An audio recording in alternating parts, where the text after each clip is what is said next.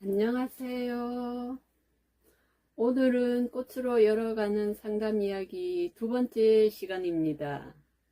요즘 나라 시국이 어수선해서 저도 마음을 못 잡고 있다가 이제야 동영상을 올립니다.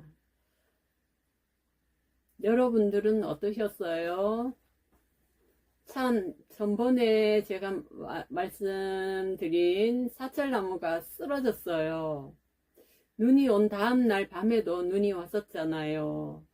그래서 밤 1시쯤에 쿵 하는 소리가 나서 나가보니 눈무게를 이기지 못하고 나무가 쓰러졌더라고요. 그래서 다음날 쓰러진 나무 가지를 잘라내면서 새가 생각이 났습니다. 왜냐하면 그 나무는 새들의 놀이터였어요. 그 사찰나무에 열매가 빨갛게 있는데 그 열매를 쪼아 먹느라 새들이 거기서 앉아서 햇살을 받으면서 그 열매를 쪼아 먹고 새들이 모여 있는 경우가 많았어요. 그래서 새들의 먹이터가 없어졌고 또 그 나무 그늘이 없어지게 됐어요. 그래서 모든 게 연결되어 있다는 생각을 하게 되었습니다. 오늘은 지금 여기 일상에서 빛을 이라는 제목으로 이야기해 보겠습니다. 우리가 행복하려면 지금 여기에 머물러야 한다는 말을 많이 들으셨을 겁니다. 얼마 전 스웨덴 국립미술관 전시회를 보고 왔는데 그 그림의 주제가 일상에서 행복한 순간을 포착하는 것이었어요. 그러니까 평범한 일상 속에서 빛을 발견하는 거였는데 굉장히 저는 의미 있게 와닿았어요. 서유럽 화가들의 그림은 제가 좀 많이 봤는데 북유럽 화가들의 그림을 볼 기회는 없었어요.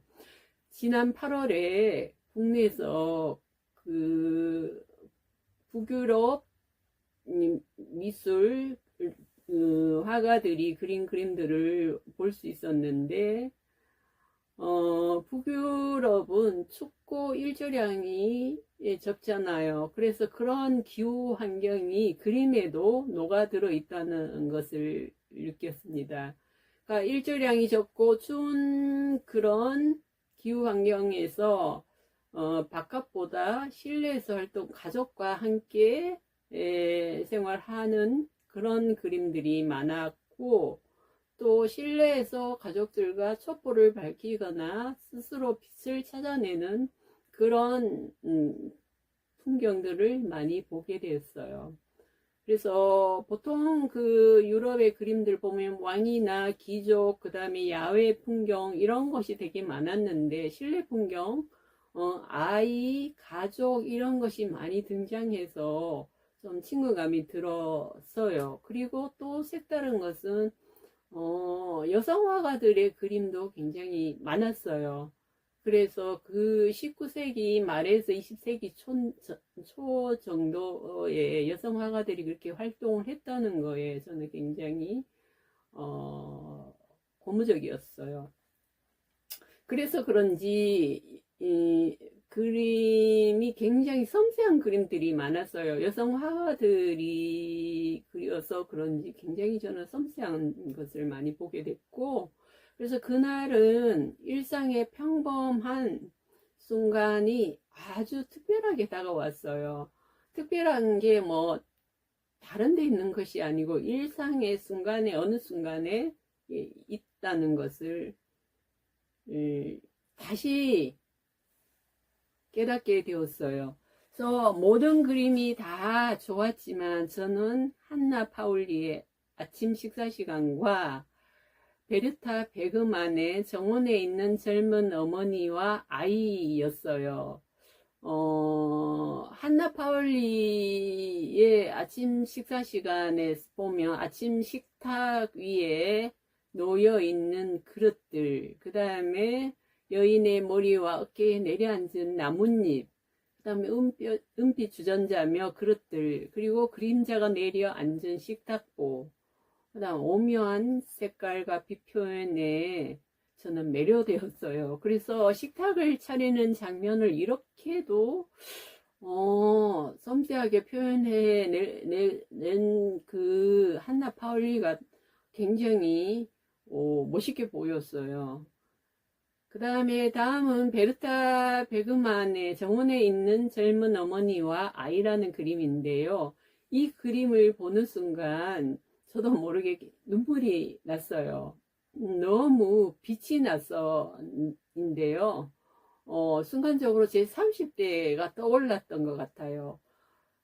그 그림에서 보면 싱그러운 초록빛, 여인의 머리카락 사이로 반짝이는 아침 햇살, 그 다음에 아이의 푸르스름한 머리, 한방울숲, 이런 걸 보면서, 아, 내게도 저런 시절이 있었는데, 하는 생각이 떠올랐어였지요. 실제로 보면, 그림을 보면, 실제보다 더 실제 같아요. 정말 생동감 있게 느껴졌어요. 어떤 사람들은 그 그림에서 그 엄마의 다크서클을 얘기하는 사람도 있는데, 본질을 보면 꾸미지 않는 얼굴, 얼룩이 묻은 옷, 그리고 그 아이와 함께 꽃길을 산책하면서 웃는 그 자체가 저렇게 빛날 수 있구나 싶었어요. 이 그림 역시 여성 화가가 그린 그림이에요. 그래서 일상이 빛이 되는 순간을 정말 잘 포착했구나 싶었어요.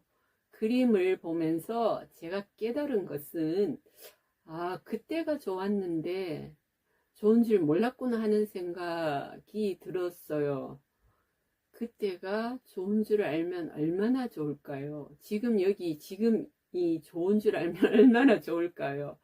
왜 지나고 나서 그때가 참 좋았는데 하게 되는지 모르겠어요. 여러분의 30대는 어땠어요? 젊을 때는 늘 미래의 마음이 가 있었어요. 시험을 잘 봐서 무엇이 되고 무엇을 하고, 자격증을 따서 무엇을 하고, 이것만 하면, 올해만 지나면 더 빛나겠지 생각했었어요. 그런데 제가 상상하는 그런 날은 아직 오지 않았어요.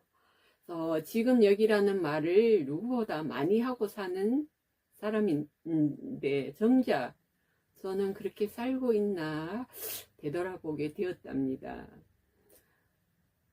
우리는 늘 화장을 하고 예쁘게 꾸미고 근사한 옷을 입고 파티에 가야 빛나는 순간이라고 생각하는데, 이 그림을 보면 얼룩이 묻은 옷, 아이와 꽃길을 산책하고 있는 지금 이 순간 그 자체가 빛이라는 것을 그림이 제게 알려줬어요. 여러분들은 어떠세요? 일상에서 빛을 발견하고 계신가요? 또한 이 그림에서 제가 말씀드리고자 하는 것이 있는데요. 이 그림을 보면 보는 것만으로도 행복하고 웃음이 지어지죠.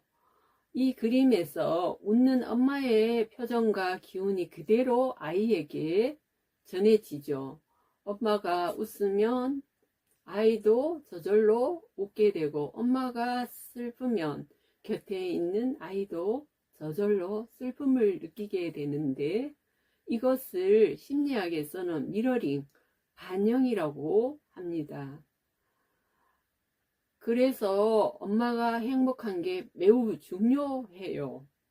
그것이 아이에게 말하지 않아도 전달되기 때문입니다.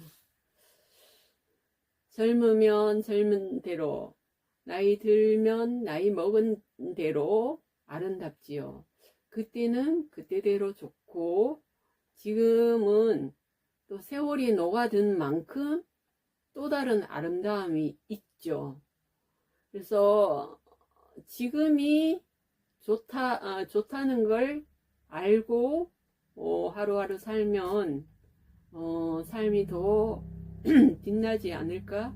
그런 생각이 들었습니다. 우리가 힘들 때 어떤 시한 구절을 떠올리며 지침으로 삼듯이 이 두 그림이 저에게는 그런 역할을 해 주었어요. 그날 전시회 보고 나서 세상에 태어나서 그 가장 행복한 마음으로 세상에서 제일 행복한 사람처럼 기쁘고 행복한 마음으로 저는 차를 마셨답니다.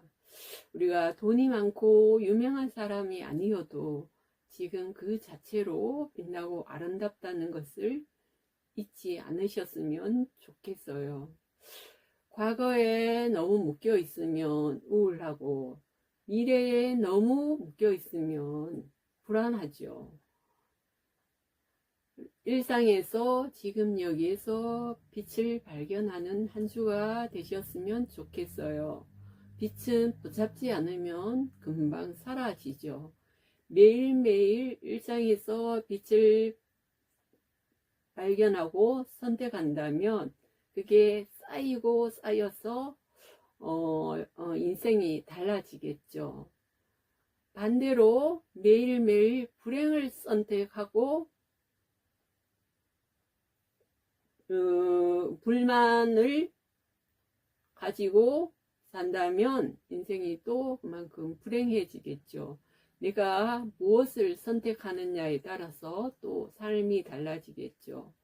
지금 여기서 기쁨을, 빛을 발견하는 한 주가 되셨으면 좋겠습니다. 감사합니다.